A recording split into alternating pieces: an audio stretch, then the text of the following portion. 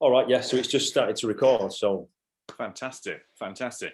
Yeah, okay. So we'll take like 10, 15 minutes to just have a general chat around some of the changes that we've seen during COVID, what impacts on new businesses and kind of the disruptive innovation, that space around customer centricity. So that's a kind of general theme, isn't it? So we'll punt some ideas around. great. Yeah, yeah. I think for me, first of all, this last 12 months there's been so much disruption to to nearly everyone's lives, both within the home but Yeah, also within the working environment. That um, business managers, business leaders have had to do things that they've never done before. They've needed to embrace changes to the working environment and remote working. Um, but I think an interesting thing in particular, which we've focused on here, is around the number of people that have moved into entrepreneurship or have potentially pivoted and started a new business based upon all the changes that have been going on in the world. So, yeah, do you want to just pick up, Paul, and share yeah, some of what you've experienced or seen? yeah. Yeah. It's really interesting because during COVID, of course, with all the disruption, it's a space for massive disruptive innovation as well. So there are losses that we are very well aware of, and some businesses have been hit particularly hard by that. But then, like a sort of like a firestorm, it kind of allows new growth as well. So there are a lot of businesses that have come from literally nowhere in online retailing, like over the last 12 months, and it's amazing. It's kind of it's a real time for giant killers in a way. So we've seen what's happened to someone established like Primark that haven't pivoted on this at all, and they're in the state that they are. And some of the big closures we've seen from brand names. There's that on one side, and on the other side, we've got such a resurgence in smaller brands, new brands, and just like you say, it's the entrepreneurs that have come into the space. I think what could be happening there is really interesting. So a lot of people have begun saying they've come up with a product or a distribution or a service, and they really are riding the wave, as you say, of the change in patterns of consumer behaviour. And I think there's a great opportunity there for those businesses to learn about or rapidly develop out their capabilities to make themselves have a broader offering. So they've got a strong commercial model. You can see that, and they can be getting sales through, and that can be very sort of uplifting and strong growth for that business. But they might be sort of lacking in some of the other areas. So where we're talking about the customer centricity audit, I think what we might find in the future is that some of these companies, once patterns of behavior start to even out a bit more, they might find that in that competitive arena, then they'll be losing out to other companies who perhaps taking a different approach. So here specifically, I'm talking about customer centricity. So knowing who the customers are, embedding that focus throughout the business, and then using that as a lever to make the business grow. Yeah, I think for me, where there's such an exciting window of opportunity for the kind of innovative, disruptor startup brands and these new businesses that have come from nowhere in this last 12 months, where there's been Yeah, whether it's a new entrepreneur or a serial entrepreneur that has seen an opportunity to develop a product or a service that fits the world that we live in currently.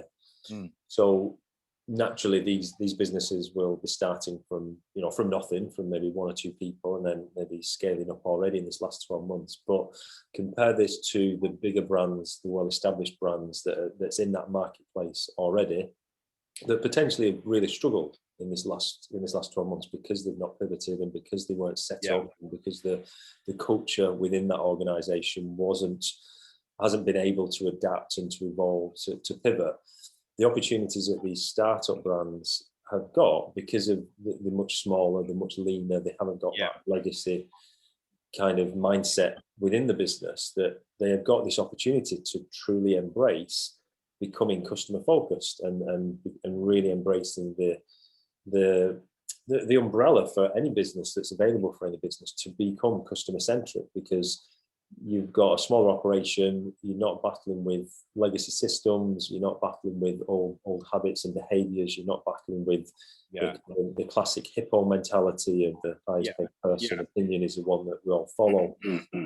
So I think for me, there'll be a lot of companies that have come into different sectors in this last 12 months who are probably potentially riding the wave at the moment Yeah. because of the shift in behavior and all these changes to humanity. Yeah. But then, as you're saying, as things start to settle down and maybe as the bigger players re-establish themselves and start to come again, these disruptor brands now that are maybe riding the wave, if they take their eye off the ball in terms of Yeah. maybe just taking things for granted because things are going so well at the moment, and maybe without too much of a customer focus, then this can trip them up because you really becoming customer centric is a long-term play for any company. Oh, absolutely right. What would you say could be a way to speak to those businesses, especially when they could be really small, really lean, like just sort of like, handful of people, and they're sort of rapidly expanding in their sales capability. So it doesn't necessarily need much of a crew to make that happen. Certainly when you're in small stages. What do you think a good way to be able to speak to those people about the customer centricity in terms of research and getting to know customers? Because they could well say, oh, well, we're selling stuff and we haven't got much budget, so we can't go on a great big user testing thing. What's some sort of lean ways that they could approach that? So a few things for me at this stage would be for the people within the business, so the business owner and however many members of the team they currently have, is to bring into their discussions when they're planning what to do for that week or that month, is to bring into those discussions, what do our customers think about this, or have we asked our customers about this? So asking customers or potential customers about how you adapting your products and services doesn't mean that you need to spend huge amounts of money conducting big in-depth research. Simply picking up the phone to customers and saying, we're thinking about adapting this way, or we're thinking about bringing this new service in, or we're looking to add these products into our portfolio. What do you think about that? Do you think there's a value in there? Do you think you would benefit from that? Are there any other products or are there any other services that you feel we should add on to our proposition that would improve your experience with us? That would, if it's a B2B platform or system, what could kind of speed up or make your life more efficient? So just simply getting right down to the basics of the dialogue within a team, to bring in voice of customer. What do we know what our customers think about this? Do our customers care about this?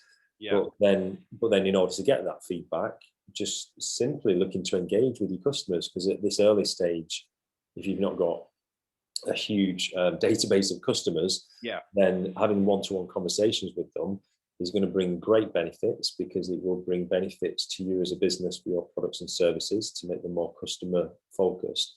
But it will also be a great experience for your customers, because they see that the service provider or the business that they're working with, i.e. yourself, you're actually thinking about them and you're speaking to them and you're listening to their ideas and feedback. So it's great also connecting the business up with the customers and to show that there's a genuine connection there and it isn't just a financial transaction. Yeah, no, absolutely right. Yeah, and I think one great way that I've always found that companies can approach that, even with sort of no budget or no sort of research department particularly, a really simple way is always through customer services, because whatever size business it is, or even if it could be someone that's literally selling products through Etsy, so they've just created a shop and they might just be sort of doing some importing, maybe some selling. And that the customer service bit, because that feedback is so critical and it's so frontline, it's like one of the best places I've always found that you can get that voice of customer without actually having to try particularly to make a special feature of getting the voice of customer. Because if the business can really sort of listen to the customers through that channel, then it's a great way to sort of start off and help the business mindset as well, I think. Yeah, because this is so important. There's one thing a company's saying that we're customer focused or we want to be customer centric. There's then another level of where a company is actually speaking to customers and potential customers to get feedback. But then there's a third level of where a company is listening to the feedback, and whether it's through customer services or through other means, but it's not just listening to feedback and ideas, it's then incorporating those into the product roadmap and the solution and the service that's being offered. It's so there's levels of customer centricity from talking the talk to truly walking the walk. And as we're saying, the smaller, the more agile, the more leaner business is, from experience, the easier it can be to really bring in the voice of customer versus talking about a big business, a global business with huge departments and just lots of legacy systems and a lot of kind of what I would describe as like a fixed mindset. It's something that we look at in the maturity audit, where a business on one end of the spectrum at beginner level has got a fixed mindset and they'll just do what they've always done and they don't want to take risks. The opposite end of that spectrum, which is what we're kind of describing here, is where there's a real growth mindset. A company is willing to make big decisions. They're willing to maybe bring something in which isn't going to pay off immediately, but they're doing it for the long run. They want it to be sustainable over the long term. So it's I think it's a really interesting time for businesses and business owners to really embrace and become truly customer centric, because for too long, too many companies and too many business owners have said we are customer centric when unfortunately they are often very far away from being customer centric. Yeah, absolutely. It'd be really interesting to see how it plays out over time, especially with this this new tranche, these entrepreneurs coming up, because as we're talking about here with the small businesses, because they are small and they are lean and they're normally led by someone that has that vision, because they've got the entrepreneur like engine, the driver behind it. And that personality type can often be associated with sort of negative characteristics, like they've got arrogance, there's not willing to listen to others, but still be very successful. I mean, it's well known, isn't it, that in business, like levels of psychopathy quite high amongst senior leadership, because they mark for the same traits that sort of psychopaths do, depending on which kind of testing you're using. So these smaller businesses, they're in a really interesting position, because I think that there could be obviously like a range of personalities within that, and that's kind of like where the Hippo sits quite squarely, is when it is very personality driven, where there's perhaps not that many people in it to rock the boat, and there's a very clear vision, which can be really great. But I think that we'll see, and it'll be interesting to see if this bears out, that we'll see that the ones who we sort of embody those characteristics, but with the empathic, more sort of zeitgeisty, they're in tune with like the emotional reaction responses, and they're more able to change their minds, be challenged. So that openness and mindset, just like you're talking about there, I wonder if they'll be the ones that we see that are commercially successful in the markets compared to the others where it's just that laser focused, no, I'm doing this. Yeah, this is such an important area, and it's why with the maturity model for customer centricity, it's why we brought into the strategy and culture pillar employee experience, because a company can be going great guns, they can be quite customer focused, they can be have this growth mindset, and they can be, like you say, maybe relentlessly focused on commercials, profitability and net profit, things like that, and it can all be going great. But if within that company, if it is just purely led from the top and the decisions are made by the person running the show, or the top of the tree, and the people lower down don't really get heard, don't get listened to, don't feel like they've got a voice, even though they're a part of something really successful, over time they will get frustrated, and they will probably look elsewhere. They will want to either do their own thing or move to another company where the environment is more conducive to humility. So this is, you're right to say there's on a kind of scale, you might say, from being quite egotistical and being very kind of really relentlessly focused and thinking I know best, I'm the leader, to having humility and to know that yes, you might be the leader of the business, but you really, from experience, you really need to value and respect the ideas and opinions of other people within your business at different levels of the organization. Because what I often find is that a business who has leaders who are willing to really embrace the ideas and opinions of people within the business, so you've got a great employee experience, they're also more likely to want to listen to and value the ideas and opinions of their customers and prospects.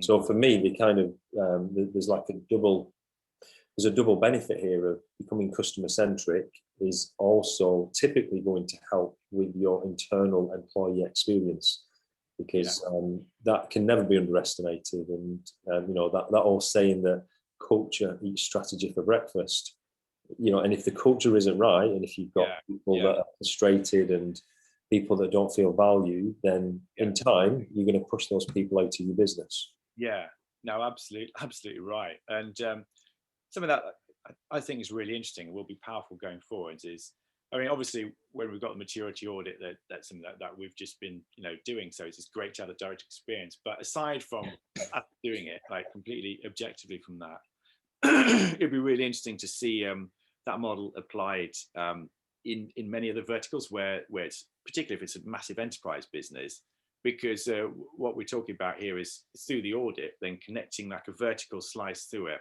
So connecting all the dots from MD down to lowest elements, so they can get reflected back that real 360 view, which I think is objectively extremely helpful for any business, anytime, anywhere, regardless of like the modality it's delivered in.